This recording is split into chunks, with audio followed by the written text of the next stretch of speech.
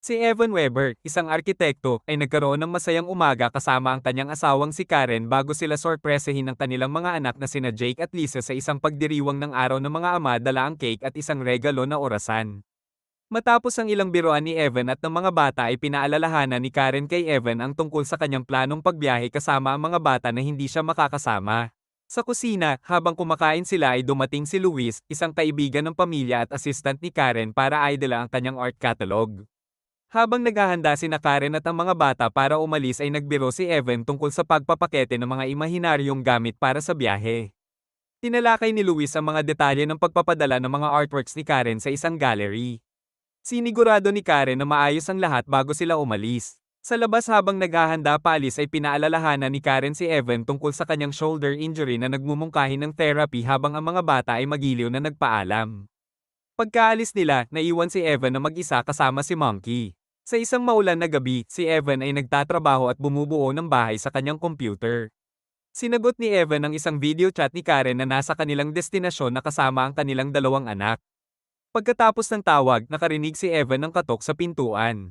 Pagbukas niya ay natagpuan niya ang dalawang babae na nilalamig at basang-basa mula sa ulan na nagsasabing naliligaw sila habang hinahanap ang bahay ng mga Gregory.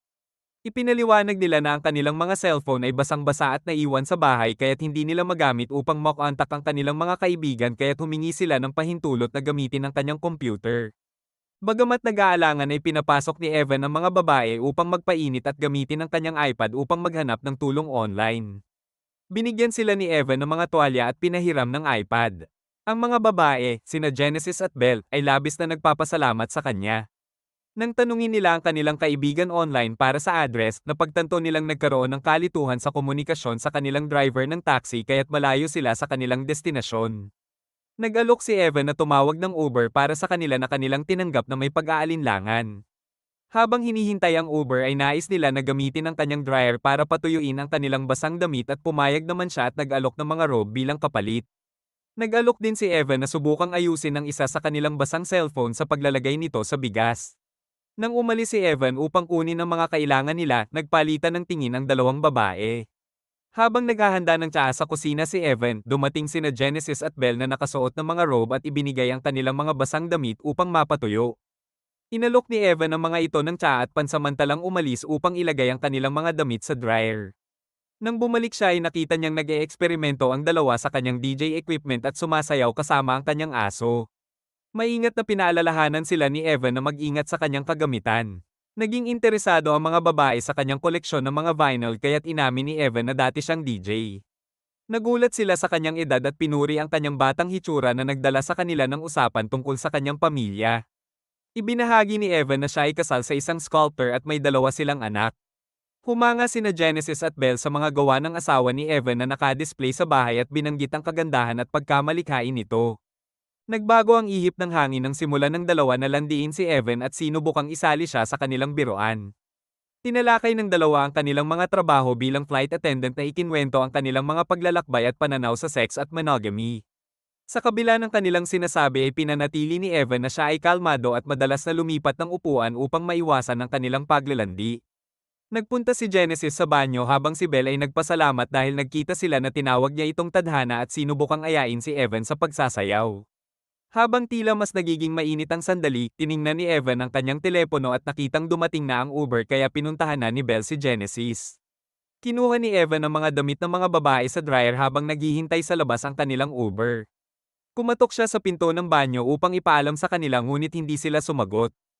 Pumasok siya na nakaiwas ang mga mata at nakita niya ang mga babaeng nakahubad sa bathtub na nag-aanyaya sa kanya na sumama sa kanila na tinanggihan naman ni Evan ngunit nagpatuloy ang kanilang paglalandi at kalaunan ay natukso si Evan na humantong sa isang gabi ng kasiyahan. Umalis ang driver ng Uber habang patuloy silang nag-iibigan sa kama. Kinaumagahan, nagising si Evan na wala na ang mga babae sa kama. Nakarinig siya ng tawa mula sa kusina kung saan natuklasan niya ang mga ito na naghahanda ng almusal sa isang makalat na kusina. Iminungkahi ni Evan na ihatid sila pauwi ngunit tinutukso nila siya na gawing mas permanente ang kanilang pananatili. Lumabas si Evan upang sagutin ang tawag mula kay Karen na nag-update sa kanya tungkol sa kanilang pamilya. Habang nasa tawag ay sinubukan ng mga babae na kunin ang kanyang atensyon sa pamamagitan ng pagpapakita ng kanilang katawan na nagdulot ng kanyang hindi komportableng pakiramdam. Matapos tiyakin kay Karen na nakatuon siya sa trabaho ay nagpaalam na ito.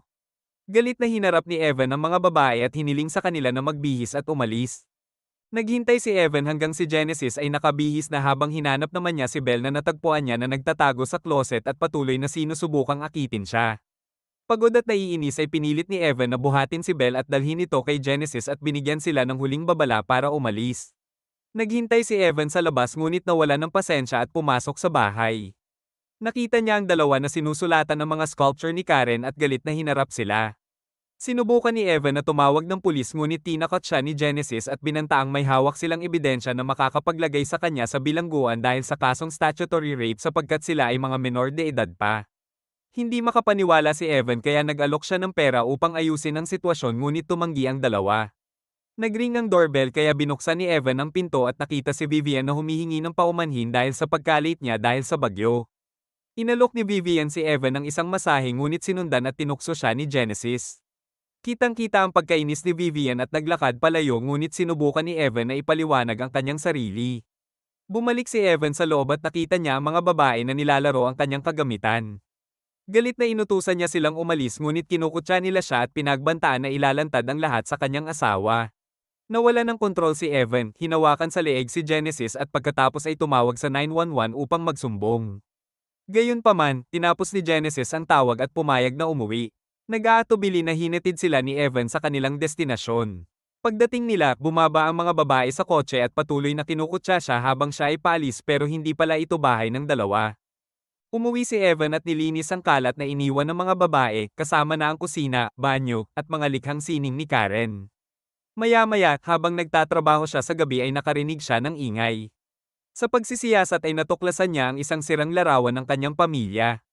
Hinampas siya ni Genesis mula sa likuran at nawala ng malay. Nagising si Evan na nakatali sa kanyang kama, nagsusumamo na palayain siya ngunit hindi siya pinapansin ni Genesis na patuloy sa pag-makeup. Pumasok si Belle na suot ang uniforme ni Lisa sa paaralan. Pinatanggal ito ni Evan kaya tinanggal ni Belle ang pang-ibaba niya at nagtangka na akitin si Evan habang kinukutya siya ni Genesis. Gumawa si Belle ng isang nakakagambalang kwento tungkol sa pag-abuso at paggalaw sa kanya ni Evan noong bata pa siya. Tumunog ang nakatagong telepono ni Evan na nakuha ng atensyon ng mga babae. Natuklasan nila ito at nakita si Karen na tumatawag para sa isang video call. Binuksan ng mga babae ang zipper ni Evan bago sana sagutin ang tawag ngunit pinigilan sila ni Evan at sinabi na gagawin niya ang lahat ng gusto nila. Si Belle ay agad na pamatong kay Evan at nagsimulang gumalaw habang kinukunan sila ni Genesis ng isang video sa telepono ni Evan. Pumunta si Genesis sa kusina para kumain ngunit patuloy pa rin si Belle sa kanyang ginagawa hanggang sa nagawang palayain ni Evan ang isang kamay niya. Hinampas niya si Belle dahilan para matambay ito at tuluyang pinalaya ang sarili. Hinarap ni Evan si Genesis at hinawakan siya sa leeg ngunit tinusok siya nito ng tinidor sa kanyang balikat. Habang dumaranas ng sakit si Evan ay tinutukso siya ni Genesis sa kanyang kahinaan. Muling lumabas si Belle at inakusahang sinampal siya ni Evan at ipinahayag na dapat siyang parusahan. Tinali nila si Evan sa isang upuan at pinahirapan ni Genesis at Belle sa pamamagitan ng isang twisted na game show at sinuotan ni Belle si Evan ng headphone. Nagbigay si Genesis ng mga nakakahiya na tanong at pinapalakas ang tunog ng headphones kapag mali ang sagot ni Evan o hindi siya sumagot. Nag-apela si Evan para sa awa ngunit hindi siya pinansin ni Genesis na lalong pinalala ang kanyang pagpapahirap. Nagring ang doorbell at naputol ang kanilang laro nang dumating si Luis. Mabilis na nag-text si Genesis kay Luis gamit ang cellphone ni Evan at nagsinungaling na wala si Evan at ang kanyang pamangkin lang ang nasa bahay. Tinaakpan nila si Evan at dinala siya sa isang kwarto bago pinapasok si Luis. Si Luis ay pansamantalang na-distract ng mga babae na nagpapanggap bilang pamangkin ni Evan at ang kanyang kaibigang Spanish. Napansin ni Luis ang pulang pintura na natapon sa artwork ni Karen at nagalit na inakusahan ng mga babae sa pagsira rito. Tinanggal ni Luis ang tela na takip ng artwork at hindi makapaniwala sa nakita. Nag-trigger ang kanyang asthma kaya gumamit siya ng inhaler. Habang dinidenay ni Genesis at iniwasan ng paratang ay sinabi niyang may nangyaring panluloob ngunit naalala ni Luis na walang pamangkin si Evan at inakusahan ng mga babae ng pagsisinungaling. Sinubukan ni Genesis na akitin si Luis ngunit nanatiling matatag si Luis at nagbanta na tatawag ng pulis.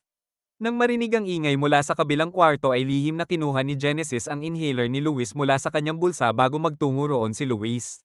Nadiskubre ni Luis si Evan na nakatali sa isang kwarto at sinubukang tulungan siya ngunit narinig niya ang mga babae na tinatawag siya at nagdesisyon siyang harapin sila. Nakita niyang sinisira nila ang artwork ni Karen na nagpasama ng kanyang loob. Pinilit ni Evan na puntahan sila habang nakatali pa rin sa upuan. Ang asma ni Luis ay lumala sa gitna ng kanilang komprontasyon. Tinukso siya ng dalawa at pinagpasahan ng kanyang inhaler. Habang sinusubukan itong kunin ni Luis ay natalisad siya at tumama ang kanyang ulo sa sahig. Sumigaw si Evan para sabihan silang tumawag ng ambulansya ngunit nagtawanan lang ang dalawa. Malamig na binanggit ni Genesis ang pagkamatay ni Luis at sinabing kasalanan niya ito dahil sa pagkadapa. Sumang-ayon si Belle na tinutokso pa ang sitwasyon. Pagkatapos, pinlano ng mga babae na palabasin na si Evan ang nakapatay kay Luis. Tinaakpan nila ang katawan ni Luis ng basang papel, pinatuyo ito gamit ang hair dryer, at pininturahan ng pula. Gamit ang cellphone ni Evan, nagsulat si Genesis ng mensahe kay Luis na puno ng mga paratang ng pagtataksil at mga banta upang magmukhang may motibo si Evan. Inilagay nila ang cellphone ni Luis sa kanyang van at inilagay nila ang katawan nito sa likod ng van. Bumalik ang mga babae kay Evan at ipinagpatuloy ang kanilang pagpapahirap. Tinanong ni Genesis si Evan tungkol sa pagmamahal niya sa kanyang pamilya na inakusahan siyang sinira ang kanilang buhay dahil sa kanyang mga ginawa. Sinubukan ni Evan na ipagtanggol ang sarili at sinasabing walang kinalaman ng kanyang pamilya sa nangyari ngunit tinawanan lamang siya ni Genesis. Lumala ang desperasyon ni Evan at naglabas siya ng sama ng loob at sinigawan ng mga babae dahil sa pagmamanipula sa kanya at pagiging pasimuno ng lahat ngunit binaliwala nila ang kanyang pagsusumamo at idineklara ni Genesis na papatayin nila siya sa pagsikat ng araw. Habang nasa labas sina Genesis at Belle na naghuhukay ng libingan ay ginamit ni Evan ang kanyang mga paa upang buksan ang nakita niyang iPad at sinubukang tumawag kay Karen para humingi ng tulong. Nang bumalik ang mga babae ay natuklasan nila ang iPad at winasak ito. Kinutya nila ito dahil sa kanyang walang saysay na pagtatangka.